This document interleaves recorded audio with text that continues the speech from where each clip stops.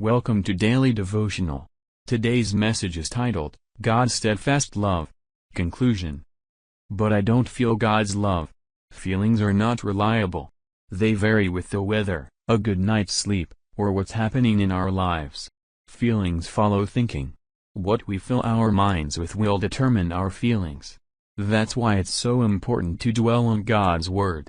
By doing so, we tune our hearts to receive God's love. Our hearts may not be receptive to God's love.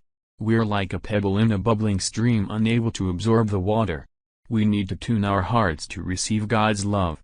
David writes, "But the steadfast love of the Lord is from everlasting to everlasting on those who fear Him, to those who keep His covenant and remember to do His commandments." Psalm 103:17. By fearing the Lord and obeying His commandments, we are not earning God's love.